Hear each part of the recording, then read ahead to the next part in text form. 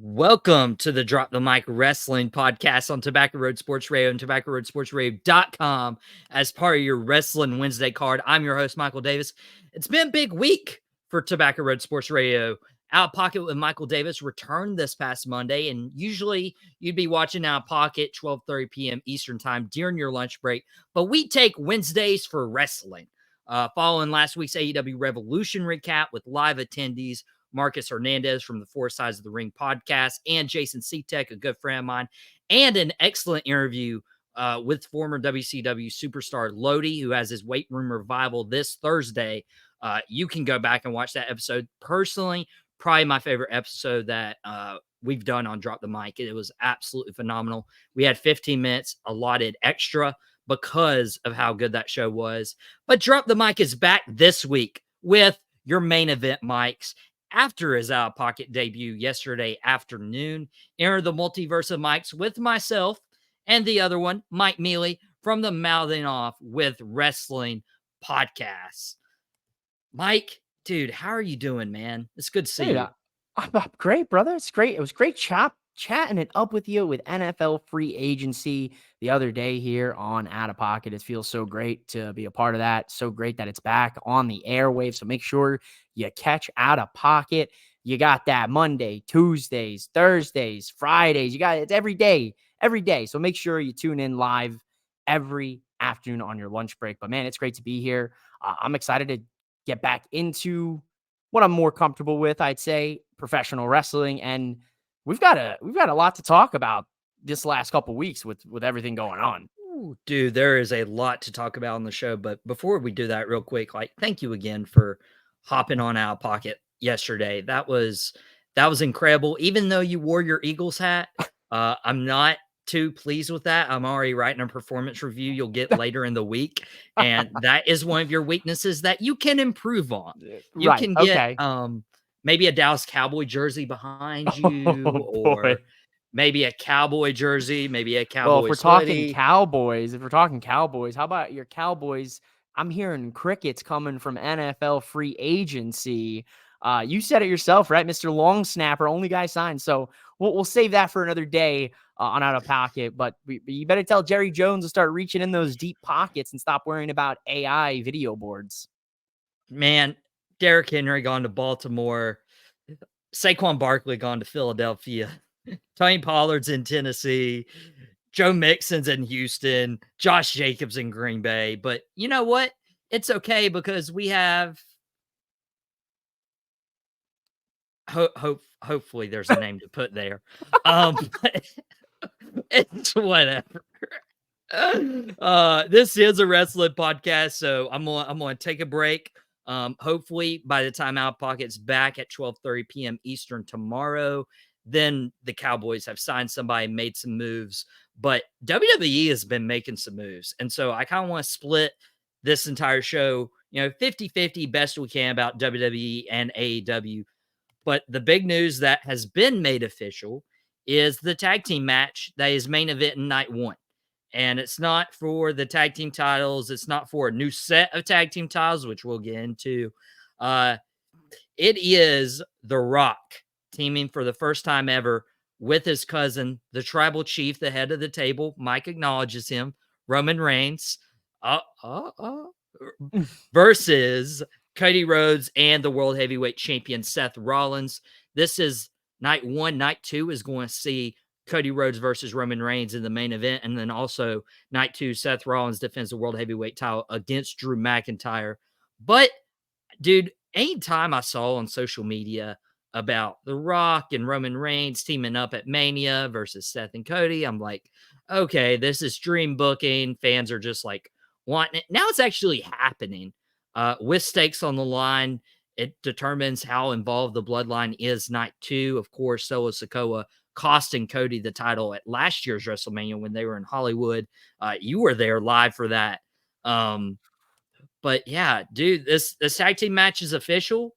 Are you okay with that being your night one main event? Yes and no. Yes, from a perspective of logically, storyline wise, makes sense. Obviously WrestleMania has been thrown into a kind of, I don't want to say blender for the most part, because most of the matches were pretty much clear and cut, but things definitely got thrown out of whack. CM Punk's injury, first and foremost, everything going on with, the erasure of Lesnar. So it puts WWE in an interesting spot. And I'm okay with the tag match. I'm okay with double duty, but it does kind of suck on the flip side because you could have had one of the women's title matches main event night one. Something a lot of people complained about last year when Kevin Owens and Sami Zayn main evented with the Usos for the tag titles, which was a fantastic moment live and in person. But a lot of people felt that Charlotte and Rhea should have been in that spot. A lot of people feel the same way right now about Rhea and Becky and or Bayley and Io. So I like it from the storyline standpoint. It definitely does sting a little bit. Women don't main event WrestleMania night one once again. So is that more just to give the women equal opportunity, or is it with the Royal Rumble stipulation where it's supposed to be a main event at WrestleMania? Exactly. So you can take it both sides. I agree on both sides of the coin. I see it from a, hey, we're touting the winner of the Royal Rumble main events WrestleMania. This is the same logic that happened last year with Charlotte and Rhea. Same thing. People said the same thing. Rhea won the Rumble. Why is she co-main eventing night one? Why is she not the main event? Cody won the Rumble. He main evented night two last year. Same thing's happening this year, except the tag match, with the stakes on the line is now slotted in there. I also see it from a standpoint of the women deserve that opportunity. They have been working this entire year to culminate their stories at WrestleMania. So it feels only right to give the women a main event, and not just because of, oh, they're women, let's be equal, but in the sense of they've put in the work just as much as, if not, the guys. I get your point. I see your point. I could also see the point of somebody wanting the other world title that you're supposed to make relevant in this situation. That has just been trashed by Roman Reigns as like the secondary world title, having that main event with Seth Rollins, Drew McIntyre. I do want to touch more on that here in a moment. But one thing about the bloodline, and they said last year that they were taking over the business. Roman said it 2 years ago when he wrestled Brock Lesnar and won both the WWE and Universal title. He said it last year in the press conference where it's like he got his brothers in the main event of night one. He's main event night two. Bloodline's taking over the business. If you want this, you're going to have to come take it from us. We're not just going to hand it over to you. So, in that regard and that storyline purpose, I feel like this is a good spot for the night one main event is Roman and Rock versus Cody and Seth, because it's like, hey, if Cody and Seth are actually trying to take down the bloodline, take everything from them, they have to take their spot. And if they can win night one of WrestleMania and then Cody beats Roman night two, that's them taking that spot away. And another thing, like you're attending live, I believe. Yep. I feel like a lot of people, if they're wanting to watch WrestleMania and you want them to watch the entire show, you're going to have to keep them engaged. What Sure. what's the bigger match that you're going to wait up till 11 or midnight to watch? Is it Bayley versus Io for the casual fan? Is it Seth versus Drew? Is it Rhea versus Becky? And all those matches are going to deliver in ring, but The Rock is the bigger name. Roman Reigns is the bigger name. Cody is the bigger name. And I feel like more people would stay in the stands or watch longer on Peacock on a Sunday night or a Saturday night to watch those guys rather than the women, as fair or unfair as that may be. See, to save time on your show, I will agree to disagree with this, because I could argue that Rhea and Becky bring a level of star power, maybe not, obviously not as much as, say a Roman and a Rock and a Cody and a Seth, but I would say Rhea and Becky have star power on their own that I think if they were to main event night two in an alternate universe, they would be able to draw and keep the crowd invested. Neither here nor there, but I see your point as well. Yeah, and you know what's weird? You and I talk about this off the air. We usually just disagree on about everything. You're an Eagles fan, I'm a Cowboys fan. You're a Cody guy. I'm gonna laugh when Cody walks away losing at back-to-back WrestleManias and you're there to watch it. in your Eagle Stadium. But we get along super well. It's so weird. And you know your stuff, even though your opinions are wrong a lot of the time. Okay. We're gonna Um, put a wager on this. We're gonna come back to this later on. Maybe I'm mouthing off with Mike or drop the mic in the next couple weeks. We're gonna put a wager on this. We're gonna have to come up with something. If Cody wins, you got to do something for me. If Roman wins, I'll do something for you. We'll figure it out when the time comes. dude, we talked about this on Out Pocket yesterday. I cannot be a gambling guy. I cannot be a gambling guy. Um, it would not work out well for me. It wouldn't work out well. If you know, if yeah, I'm not a good gambling guy. But if I was, DraftKings is a thing. I was gonna Um, say, yeah, the wait what's is that over. code? Yeah, the wait is over. DraftKings Sportsbook, an official sports betting partner of NASCAR, is now live in North Carolina. Now you can legally bet on all your favorite sports anytime, anywhere, right here in North Carolina with DraftKings. For a limited time, new customers who sign up with promo code Tobacco Road and bet $5 will receive $250 instantly in bonus bets. DraftKings has the best features, including same game parlays, player props, and more with fast and easy payouts right at your fingertips. Speaking of NASCAR, Kyle Larson is at plus 400 for this week's Food City 500 on Sunday. Brad Keselowski is a plus 1,300. Bubba Wallace is a plus 4,500. Those are just a few of the many racers you can bet based on if they win the race, if they finish top 3, if they finish top 5. Yeah, download the DraftKings Sportsbook app now using code Tobacco Road and bet $5 to get $250 instantly in bonus bets. Only on DraftKings Sportsbook with code Tobacco Road. The crown is yours. Gambling problem? Call 8777-185543. 21 plus, North Carolina only. Bonus bets expire 168 hours after issuance. Deposit and eligibility restrictions apply. Terms at DraftKings.com/sportsbook/NC. NASCAR is not a sponsor of this promotion and used under license. So honestly, dude, if I can put in $5 and then get $250 instantly in bonus bets, I might take that up. That's a good Oh, deal. not a bad deal. Not a bad deal. DraftKings always got some good deals, I have to say. That is solid. And maybe I can bet on some WrestleMania stuff too. I hope one day we can do it. I'm taking the over on RKOs every time. The over on RKOs. What some people might, I'm surprised they're not really over this yet, is Seth Rollins as World Heavyweight Champion. This is probably the longest face reign that I can remember that fans just didn't get tired of in WWE at the world title scene. Because even John Cena, they were turning on. CM Punk wasn't even a full-fledged face during his 434-day reign. But Seth Rollins defended the World Heavyweight title against Drew McIntyre. And with that tag team match we just mentioned, it feels like Seth and Drew is kind of on the back burner. They played on it a little bit on Monday's Raw, and Drew, it's in his mind right now. Are you happy with this story kind of being in the background and them actually acknowledging that it is this past Monday? Yes. I mean, come on. What there was WWE was put in an almost impossible situation. CM Punk, gets hurt in the Royal Rumble. Everybody would have bet there. I would have bet the mortgage on DraftKings that it was CM Punk versus Seth Rollins at WrestleMania for the World Heavyweight Championship. That was the match. That's what Punk came back for. So they got thrown in, big wrench here.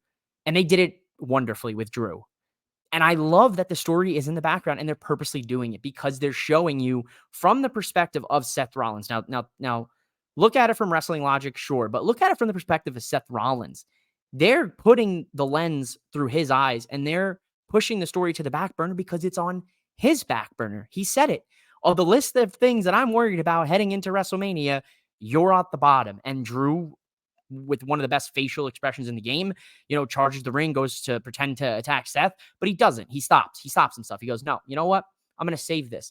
I love this. What a way to incite that fire within Drew because he's lost to Seth twice previously this year for the title. So How are you going to push him over the edge to beat Seth? You motivate him, you put a fire in him, and you make it seem that Seth does not respect him nor worries about him. I'm all for it. I think it's working wonderfully. So I was originally opposed on the last few weeks of Drop the Mic of Drew McIntyre wrestling Seth Rollins. One, because of the contract situation. That's not been confirmed. I'm sure he has resigned because you don't put him in that main event spot No. or wherever it places on the card for the world title. Seth Rollins is medically cleared, but dude, he needs a break. Who knows when that comes? If it comes after Mania, after Backlash, after SummerSlam, it's coming at some point. But dude, Monday night was probably the first time I looked at the TV and was like, you know what? I could see Drew McIntyre beating Seth Rollins and becoming world heavyweight champion. And I'm totally okay with it because of what happened Monday night and Seth underestimating the guy who just won an elimination chamber to go and contend for the world heavyweight title at WrestleMania. They, on Monday alone, I think they sold me on it. Oh, yeah. I mean, the match was sold for me when Drew won the chamber because I was like, all right, Drew's winning the chamber. Drew versus Seth, round 3, winner take all, for the glory, for the championship. Drew looks to finish his story, quote unquote, winning the title in front of fans that he never got to do. Yeah, I mean, with having to be a slot in replacement, I guess, Drew's doing this wonderfully and he's having the best character run of his career. I don't care what anybody says. This Drew McIntyre, my favorite inception of his character. And you could probably give credit to your tribal chief, Roman Reigns, for this Drew McIntyre run because without Drew losing at Clash at the Castle to Roman and being cost time and time again by the bloodline, we don't get this heel Drew that just more. I don't even think he's a heel. He's not a heel. He's not a heel in my person. I don't think he's a heel. He is just a realist. He is a guy who's like, look, I got screwed out of the title countless times by the bloodline. I don't like the bloodline. Then they help him win a couple matches, and he's like, bloodlines, whatever. I love that he's a hypocrite. He's a realist. He double talks on himself. I don't think he's a full-fledged heel yet. I think it's like this in-between character we haven't seen really before. Wow. That is a take for sure. Now one other guy who has been helped by the bloodline story is Sami Zayn. Sami Zayn, obviously the work he was doing last year with the bloodline, and then he wins the 6-pack challenge to challenge Gunther for the Intercontinental title at WrestleMania. What do you think? Was Sami Zayn the right call? Are you excited for Sami versus Gunther at Mania? I knew you were gonna ask this, man. I'm torn here because I really wanted Sami in the offset, and then over these last couple weeks with these video packages and Chad Gable, and the realness that he's been able to display and the seriousness of the situation, I wanted Chad Gable Monday night to win that gauntlet match. I wanted Chad Gable to start the gauntlet match, not come in at the last entry, which didn't really make sense when he in his promos talked about being and running the gauntlet. So at the end of the day, I'm okay with Sami versus Gunther because it tells us one thing and one thing alone. Gunther's historic Intercontinental Heavyweight Championship reign will continue throughout WrestleMania. Who dethrones him? I have no idea. Chad Gable maybe down the line. Andrade, maybe now he's on Raw. He could come in, slot in down the line on a WrestleMania Backlash. But Sami versus Gunther almost, in my personal opinion, assures Gunther retains the title. Dude, and with Sami, like, yeah, I thought Chad Gable could have been a potential winner of that 6-pack challenge. Almost thought he was a couple of times. And then Sami could have kept going with this, how am I getting to WrestleMania kind of story. But dude, I mean, Sami, that was the title he was chasing for a long time, like 4 years ago. That was his title, which makes me think he's already a made star. And he's mentioned that he wants the world heavyweight title and show he's that caliber. So it makes me think that while Sami would have that key WrestleMania moment, he had that last year with Kevin Owens in the main event. Agree. I think Gunther retains his title here. Yeah. And I think Sammy goes on to Money in the Bank in Canada and wins. Makes sense. Oh, Sammy win Money in the Bank would be awesome. What also is going to be pretty awesome is in the Sea of Brotherly Love, we got Jey Uso versus Jimmy Uso. Yeet versus no Yeet. We got, and I'm not even going to try to repeat Uso Jay's. versus Uso. We got me versus me. We got Me Yeet versus versus me. no Got me. Yeet. That was so funny, dude. I'm excited for this one, man. Dude, I'm excited for it. Do you think they've built this the right way? Yes, they started this build in January at the Royal Rumble with them being in the Royal Rumble at the same time. So I thought that was genius. I also think with Jimmy screwing Jay over multiple times, multiple titles, awesome detail for the story because it's like, bro, why are you so jealous of me? You know, like you're with Roman, you're with the tribal chief, you're in the bloodline. I want nothing to do with the family. I'm trying to do me, but you're obsessed with me. I'm in your head rent free. I love the story. I think this match has a potential with the emotions to possibly steal the show, whether night 1 or night 2. That would be incredible. As you can see on our Tobacco Road Sports Radio's YouTube feed, playing with a couple different things on the YouTube channel today. We did a solo layout of Mike Mealy earlier, which we also tried on Outta Pocket yesterday. If you guys want to go back and rewatch that, but you know what? I'm just going to be honest. Like a screen without my face just isn't as great. Sorry, bro.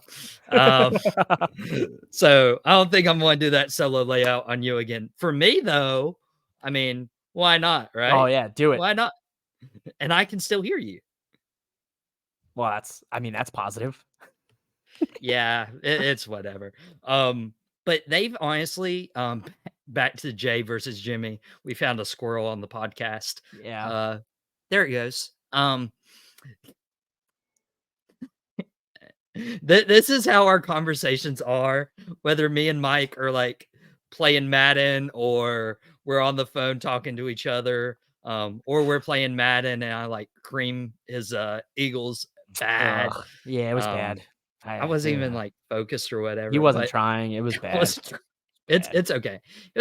Dude, it was close early on, and then Dallas did really good, Yeah, and I now threw 4 interceptions. Terrible.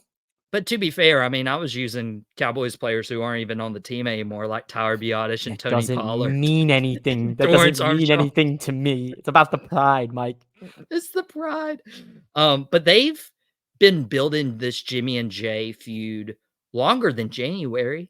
They Yeah. built it the exact same way that they built Ray versus Dominic.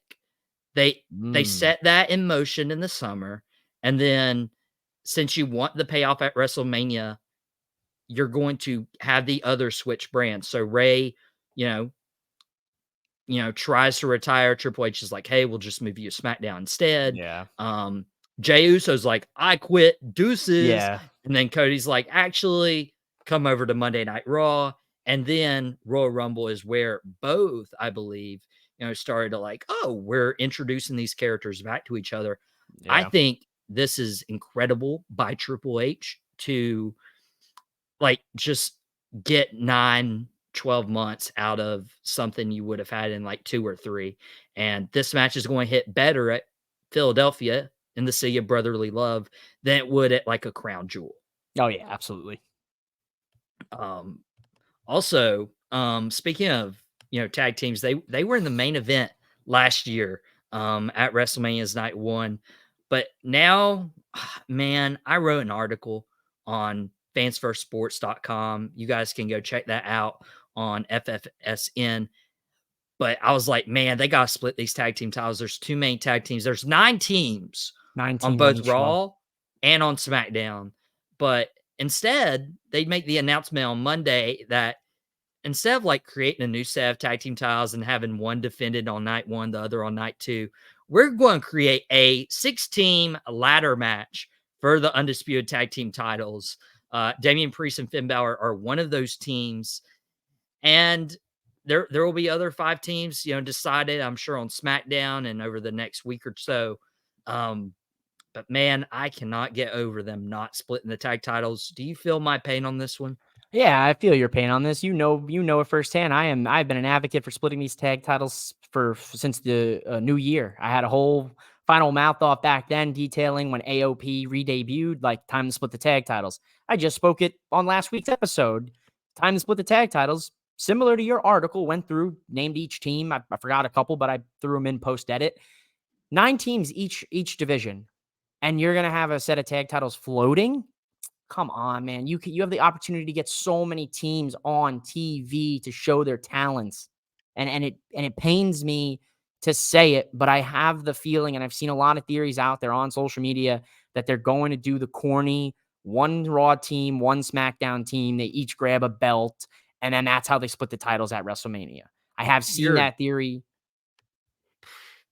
Yeah, you're no, you're that is a joking. fantasy booking. People have been fantasy booking that one SmackDown team, one Raw team. They've done it in the past. We've seen it happen in ladder matches with 2 titles on the line, where one team grabs one and the other team grabs the other, and then you have this inevitable, like, well, they're both the champs, and that's how they cop out and split them. I said the easiest way to split them was to have all this throw a fit. Tell Pierce, look, I want a tag division for my own. I want champions on my brand.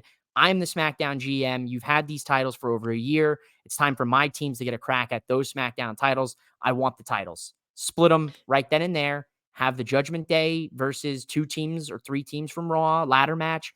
Night 1, 3 teams, 4 teams from SmackDown. Night 2, ladder match, whatever. Same deal. They're doing the same thing. They're just going to condense it. So I'm excited for a ladder match. The ladder match at WrestleMania returns. We haven't had one in years.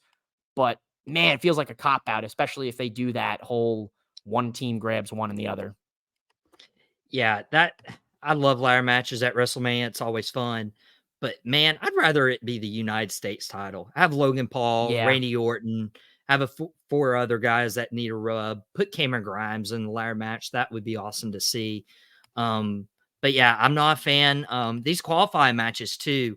According to what they said on Raw on Monday, Alpha Academy's Otis and Akira Tozawa are taking on the New Day's Kofi and Xavier Woods. I'm assuming the New Day win that one. easy. But DIY, Johnny Gargano and Tommaso Ciampa face the Creed brothers. I was under the impression both of these tag teams should Me be in too. that match. Me too. That Um, that boggles my mind a little bit. so who are you leaving out of that? And then the Miz and R-Truth, who I really thought should have had a 2-on-2 tag team match against the Judgment Day and have Miz and R-Truth have their WrestleMania moment. They're facing into Share. So I'm assuming the Miz and R-Truth win that qualifier match. Come on, man. They missed the boat on this one. Just my opinion. Yeah. I'm not happy that the Creeds are taking on DIY. Now, those two are going to have an insane match on Raw next week.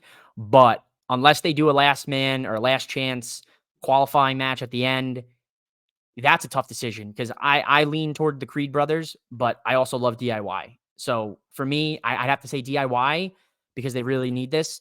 But I wouldn't be shocked to see the Creed brothers get a last chance opportunity. But we also have to see what SmackDown teams are involved because you said it, I said it, 9 teams on each show. So some teams are going to get slighted. Yeah, and it's unfair to them, especially competing for one title. And it's interesting to see if DIY stays face or heel because on Mm, Monday's Raw, we saw Candice LeRae go full Christian Cage, turn full heel. The word she used um, was wild. She cornered Maxine Dupree and basically bullied somebody who's like a foot taller than her and made her cry and leave the ring. Candace was basically like, "You better be glad that your dead brother isn't here because he'd be ashamed of you." And I'm like, "Is WWE wow. watching Christian Cage's work? Because this almost feels like copyright infringement here." Mm. Dead fathers, dead brothers, different relatives. I guess it's relative in the conversation. Man, but Unalive. yeah, unalived. Um, man, I'm all in on Poison Pixie 2.0, dude. Candice LeRae is so severely underrated. One of the best women's wrestlers in the game right now. She doesn't get to showcase her talents enough, in my personal opinion. I love it, man. They turned the social media. So there's a video posted. I'm sure You've seen it, but a video was posted a few weeks ago from a live show where a crowd was booing very, very rudely towards Maxine. Not a normal boo of you're booing a heel, more of like a boo, you suck, leave the company kind of boo, because they felt that Maxine wasn't talented. On the flip side, all of the talent took to Twitter and defended her and hyped her up, which is great to see. Great culture. But WWE is so smart. Triple H, he's cooking. Long-term storytelling has been his number one priority, but he also takes things that become large discourse on social media and the internet wrestling community and spins them to stories, with what we're seeing here with Candice and Maxine. So chef's kiss to Triple H for spinning this in a positive direction for both Candice and Maxine to have a story on TV in the lead up to WrestleMania. I love it. Yeah. It's absolutely incredible what Triple H is doing. Triple H is also, I believe this is his first time in full control of the Hall of Fame class. We've had Paul Heyman announced. We've had Muhammad Ali as a celebrity wing, Bull Nakano, US Express as well, is a big one. Mike, I just wanted to get a couple thoughts. First, Paul Heyman, no surprise, but who do you think inducts him into the Hall of Fame? Paul Heyman inducts himself. Yep. Okay. I know. Why? It's wild. Just because it's Paul Heyman. He doesn't need anybody to induct him. Wow. The It's a hot greatest, take. the greatest mouthpiece inducts himself. Yep. Wow. See, I thought you were going along the lines of maybe CM Punk because of their relationship. I mean, You if don't there like was a that? guy to do it, it was gonna be he who shall not be named. That would have been the guy to do it. I think CM Punk is a good decision. I mean, if you want to get crazy, you could start talking ECW guys. Tommy I've seen Dreamer. Tommy Dreamer's name floated around. TNA and WWE have a okay relationship. I don't know what that is now with the new ownership and stuff, but it'll be interesting to see. Yeah. That is an interesting take. Paul Heyman inducting himself because why not? And another thing is US Express, obviously Barry Windham, Mike Rotunda. They are kin to the late great Bray Wyatt. I also got the Bray Wyatt plaque up in the corner of our studio, and Mike does as well. A little off screen, off kilter right there. Thank you, by the way. Don't ever mention it. Appreciate you. You should have never said a word. Never say a word. I appreciate you being on the show. I know you're a big Bray Wyatt fan like myself.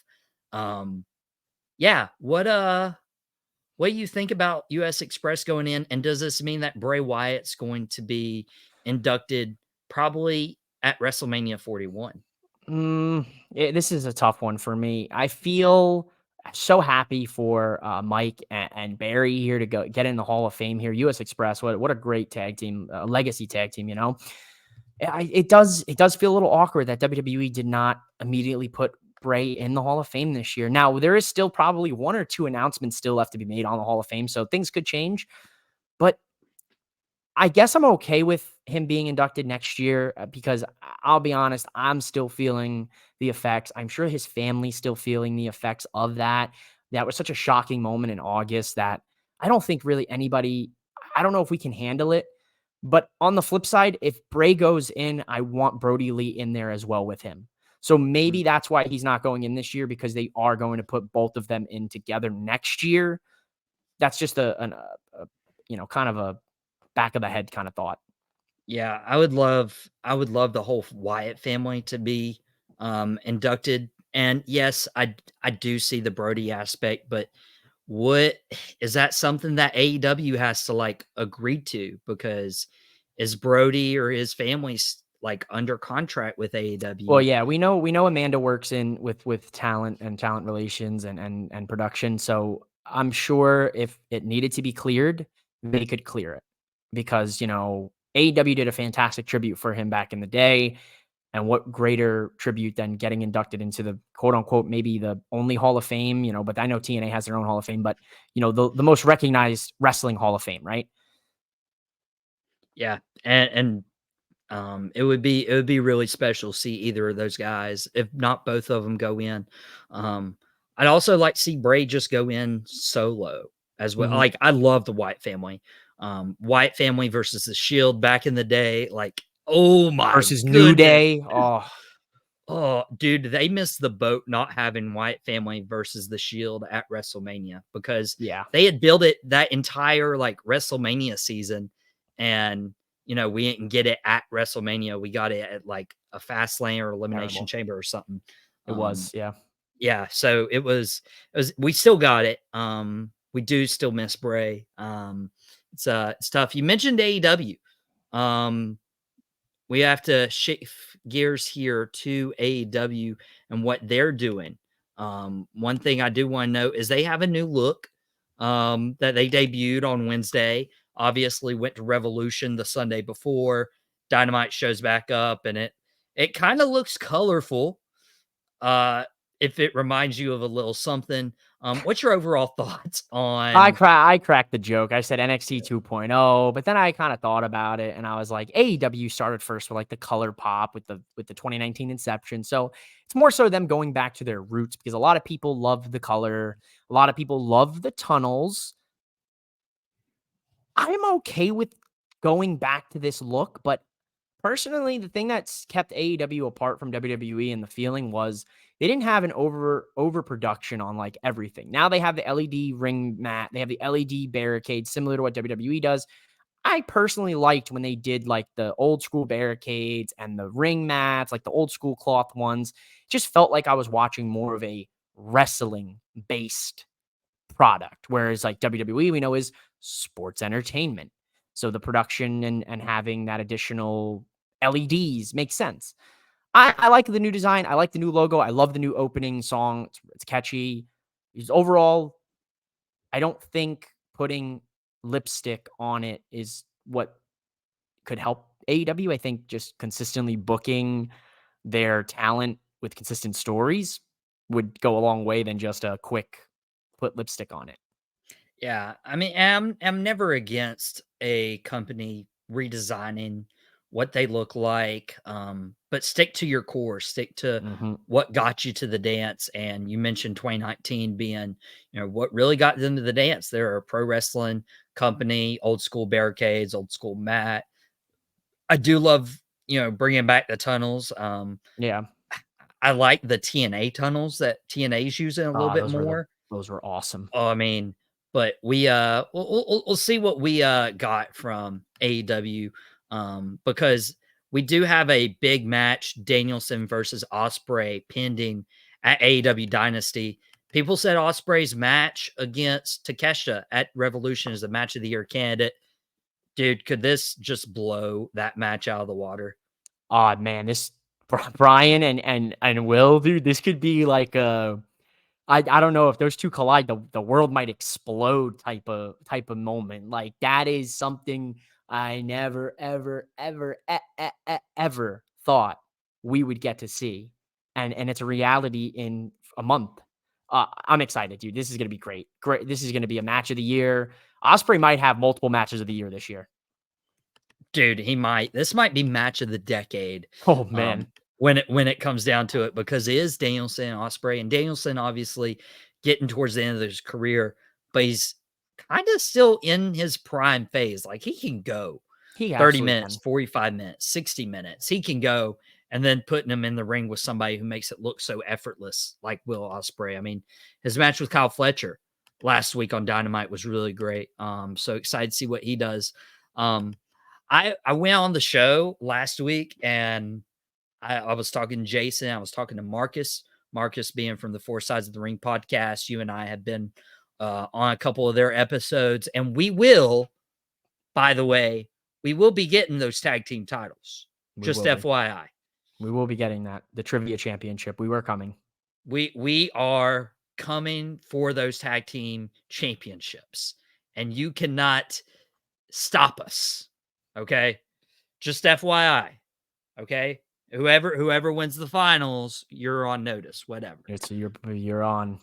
Don't even send the titles to their address because we We're need a winning them. shot Yeah. immediately.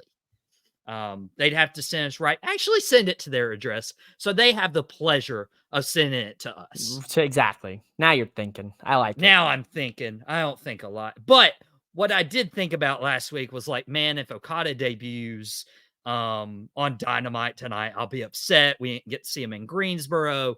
And of course, he did debut. Uh, but I get why he didn't do it at Revolution. He turned heel, he aligned with the Young Bucks, and now he's part of the new elite. Do you think this was the best way to introduce Kazuchika Okada? Oh yeah, baby. That hit, yo. I'm gonna get a little off track here. You mean to tell me Big Rainmaker Okada comes in and hits the Rainmaker on Eddie Kingston, aligns himself with the elite.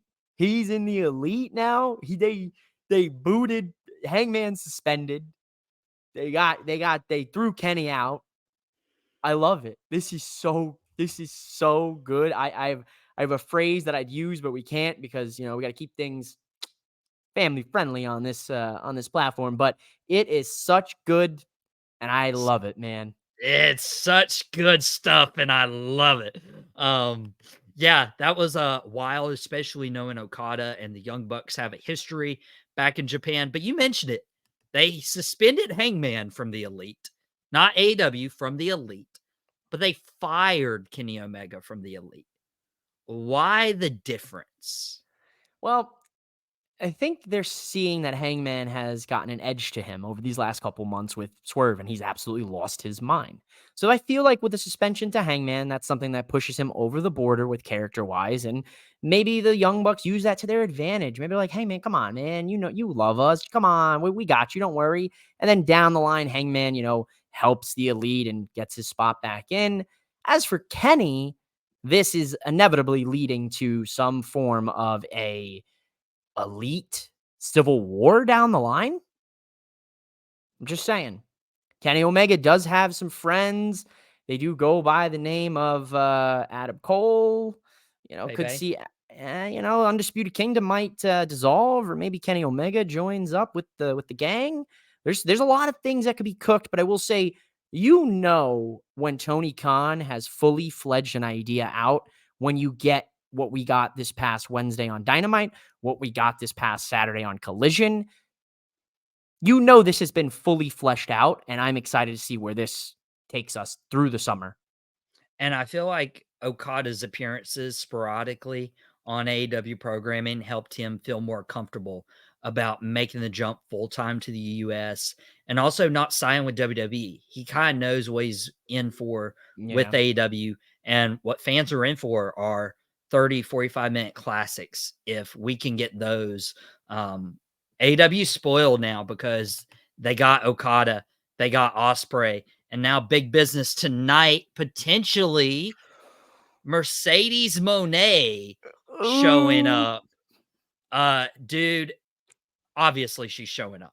I mean, I don't want Yeah. to play spoilers, No, but yeah. once you put it in Boston and you spell Boston Boss. BO money ton, Yeah. uh Yeah. dude, she's coming. This is about as obvious as the Last Dance, the Final Dance, the First Dance, whatever it was Yeah. called with CM Punk in Chicago. What do you expect from Mercedes Monet tonight? And actually, how does she debut? Oh, you're a maniac for that question. You're a maniac for that question. How does Mercedes Monet? How does she debut? Well, I'm gonna paint you a picture. Now, bear with me. Mercedes Monet should come right out to start Dynamite. We should have the intro to Dynamite, the pyro, boop boop boop boop boop. Place goes dark. Video package rolls in. SUV, private jet, something along those lines. You see the car pull up into the arena. The door opens. You see, a high heel or whatever shoe, fancy shoe that a boss would wear, right? You see the camera back up, and here she is, Mercedes Monet, struts on out, opens Dynamite, gets a promo, says, "The boss is all elite." That's it. Wrap it up. See you later. See you next week on Dynamite to see who Mercedes Monet will call out. That's how you do it. Wait, so not even an in-ring promo or Yeah. anything? She comes out, she grabs a mic, she says, Okay. "The boss is all elite." Gone. That's it. That's what you do. You leave the people wanting more. What's going to get someone to tune in to Dynamite next week? You advertise Mercedes Mone in-ring promo with Renee Paquette next Wednesday Dynamite. There's your pop for the 9 o'clock hour if they want to put the women in the 9 o'clock hour spot. The thing that needs to happen, I don't want to overrun on you, but if you're bringing the boss in, Tony Khan, I really hope you start putting a large emphasis on that women's division because she is not one to be played with. I'll leave it at that. I mean, he's going to leave it at that, but I'm going to pick that up because Sasha Banks and Naomi were women's tag team champions just a couple years ago. And Sasha and Naomi took a stand together and left WWE. Naomi obviously went on to a TNA run as Trinity and then came back to WWE. But Sasha Banks / Mercedes Moné has been gone from the US scene. She did some stuff in Japan. But yeah, she doesn't play. And if she starts seeing the same, I don't know the word to use, but not emphasizing the women's division or not Exactly. showcasing the women's division, then she'll leave because WWE has changed that in the last couple of years. That's why Naomi, I felt, was comfortable coming back to WWE. And Mercedes in AEW, All Elite, she's going to want the spotlight on her. Dude, there's so many people I'd love to see her get in the ring Oh with. my goodness. Who do you want her first feud to be? The first feud I think should be somebody who can afford a loss. So I'd say Serena Deeb. That's a good woman's name to shout out there. Down the line, I'd love to see her take on Thunder Rosa, Jamie Hayter, Britt Baker, Julia Hart, Scott. I love to see her mix it up with Sky Blue. I want to see a rematch with her and Willow because if you recall early last year when Willow versus Mercedes was the main event for New Japan Pro Wrestling Strong, crowning first ever New Japan Pro Wrestling Strong Women's Champion. Unfortunately, Sasha got injured in that match. Willow ended up winning that title, having a short title reign thereafter. So I want to see that rematch happen. There's a lot of women in the AEW roster that I just named off the top of my head that all would be fantastic feuds for Mercedes. But I think the first one should be Serena Deeb. Okay, you named a lot of ones that I'm actually excited for, but you didn't name one. I thought you were almost going here with this, but then you said Willow Nightingale, which I would totally go for Willow versus Mercedes. But Mercedes wrestled somebody who actually got hurt and almost ended her career back in WWE. How about Mercedes Moné versus Saraya? That's a good one. The story's there. That could give Saraya something to sink her teeth into that she hasn't had since she was women's champion back in August. Dude, yes, but she's locked up right now with the Ruby story. What's bigger though?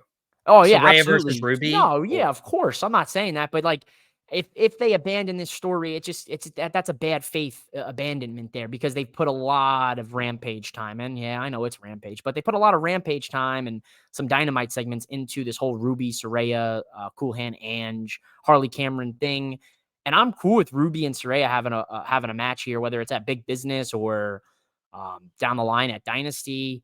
And then, yeah, you could slot in Mercedes right after. So I'm cool with that too. But I think I don't think they should abandon Ruby because Ruby's firing on cylinders right now. She's really coming back into her own after losing some serious momentum. You could also do Saraya and Harley Cameron versus Ruby and Mercedes Also valid. as a tag match. Good point. Good point. And that could be a great segue from the Saraya Ruby story to the Saraya and Mercedes story, which I feel like fans would watch. Oh yeah. Gosh, anything with Mercedes. We just got a couple more minutes left, so want to hit these couple matches real quick. Jay White versus Darby Allin. This could be Darby's last match before he attempts to climb Mount Everest. Who wins this one? I think Jay White gets a win here. He needs this momentum badly. He has been a lot of people have been worried about him. I think Darby is a good guy to have here. And I mean, if he's going to be gone for a couple weeks with climbing Mount Everest, makes sense. But Tony Khan could also give him the win just because he's climbing Mount Everest. Dude, he's climbing Mount Everest, and yeah, that's a scary thing. So Best wishes to Yeah, Darby seriously. Allin. And dude, he like respect, man. He is one of the biggest risk takers I know, not even in the ring, but outside of the ring. And if, half the population had his risk taking and just confidence, like, man, a lot of people would be changed. Samoa Joe defended the AEW World Title against Wardlow. They've hinted at some stuff between Wardlow and Undisputed Kingdom that Wardlow would win the title and then hand it off to Adam Cole. Do we see this, or does Samoa Joe beat Wardlow? No, I don't think Wardlow wins this. Samoa Joe retains. How that happens, that's where things get a little tricky. Wardlow can't, I don't think Wardlow can lose. But Samoa Joe can't lose to Wardlow either because what credibility has Wardlow gained? Exactly. How do you play this out? How do you see this playing out? Because I've got 3 letters that I think could play this out. So one of the ways I could see it happening is obviously you can't have Samoa Joe go over clean or Wardlow go over clean. So No. you need the Undisputed Kingdom to get involved. This probably ends in no contest in very WWE fashion. Because Adam Cole's like, hey, you're only champion because we allowed it to happen. And if Wardlow's not going to be champion, we're going to make sure you're not pinning our guy. Mm, Or you could also have Wardlow lose and then Adam Cole be frustrated and disappointed in Wardlow. You mm. said 3 letters, though. Do you see a surprise happening? I don't know if I see a surprise happening. I don't know what the extent is. I don't know what the updates are, but the 3 letters that I'm thinking that could come into play here is MJF. Is that because he's better than you? He's better than you and you know it, but it's also called big business. And I know we're in Boston and Sasha, Mercedes, but who also has been billing about a massive contract extension and getting the bag? Could Tony have some other business that he has to attend to in the form of signing everybody's favorite Yeah. MJF? And then also, Dynasty's the next pay-per-view. MJF used to be in a group called Dynasty. Maybe Dynasty. that's I big also business thought to about that Dynasty. as well. Good man. Um, We're see, this is why we get along, baby. You're in my head. I didn't even say anything. You knew exactly where I was going to take that. Right to Dynasty. I love it. right to Dynasty. Right now we're ending our show, so we have a final spotlight right now. Mike, is there anything we didn't cover that you want to mention before we leave? Man, I mean, I think we nailed pretty much everything here that we wanted to talk about. The one thing I do want to say is NXT, man. NXT, if you are sleeping on NXT, I beg of thee, wake up. I say it every week on my show. Please watch NXT. If you have the opportunity to sit down, watch it, 2-hour show, you get to see some of the brightest up and coming stars of the next generation, even some new and familiar faces who may drop back in the form of Sean Spears. The chairman, baby, and not the other chairman. No. Yeah, that's a good shout. My final spotlight is I don't have the new WWE video game yet. I know you do. We'll probably talk about it here soon. But I've been getting in WWE 2K23, enjoying the My Rise, enjoying the Lock storyline going on right now. If you guys haven't played that and you still have the 23 version, I highly recommend it. But also, we're getting images out on Community Creations. If you search up, Mouth It Off with Mike or Drop the Mic. They haven't been formally uploaded yet. So I will make an update on my social media at MOWM_podcast when I do upload mine and Mike's sign to the WWE 2K24 creations. I'm just working out the kinks and trying to figure out how formats work for video games. So when they're live, you'll be the first to know on my social media. Yeah, go follow Mike at MOWM_podcast. That is on the Tobacco Road Sports Radio's YouTube feed right now underneath his name.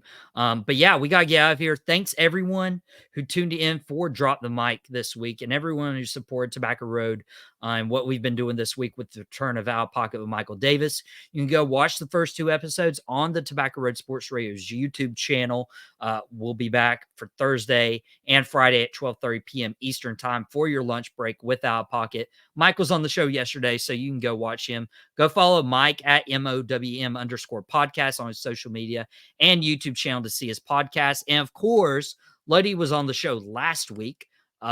Lodi also does a weight room revival.